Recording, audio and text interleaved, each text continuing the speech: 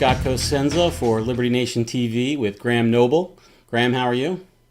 I'm good, thank you, Scott. So we're here to talk about your piece about the Russian obsession. Would you care to outline a little bit about your take on the obsession's latest manifestations? Yeah, certainly. I think that the entire investigation has been going on for quite some time now. And as we all know, as yet, not one person, either from the Democratic side, the political side, or the intelligence community side, has actually come forward and said, look, we have some hard evidence here. We have some hard proof that any collusion actually took place. And I think that essentially the Democrats are overplaying their hand. They're obsessed with this, and I believe that a large section, at least, of their traditional voters and supporters are not as interested in this as they are in the real issues that affect their daily lives. Now, Democrats, like so many large groups, can be divided into sort of factions, if you will, and there's Hillary and Bernie and others, Antifa. How do those break down along this? Are they all embracing and unified behind this push to sort of blame everything on Russia collusion with Trump, or are there differences there?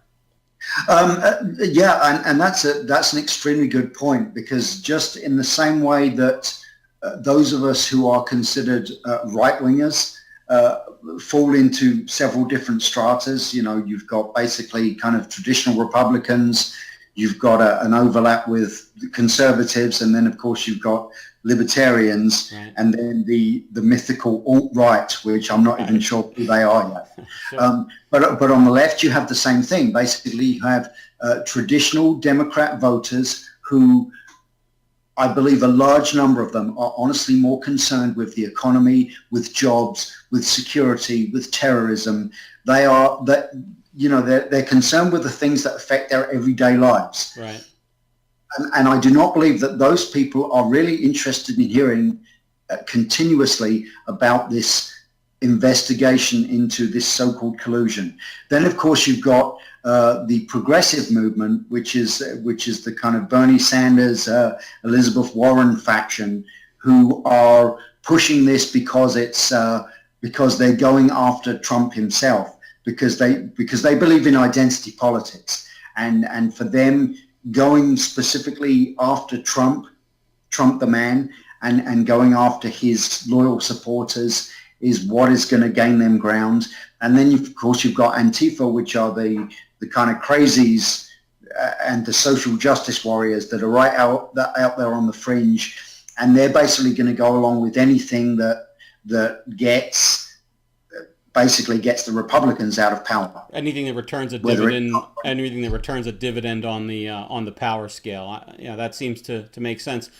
Have we seen now any kind of obviously there haven't been elections since then, but has there been pushback to indicate that there will be some pain at the polls for this obsession, if you will?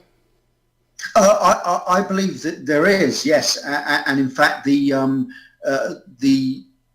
one of the articles that I referred to in my piece that I wrote today was about that. In fact, that there are certain Democratic strategists and even Democratic politicians outside of the Beltway who are starting to say, look, our voters are concerned about the things that affect them on a daily basis.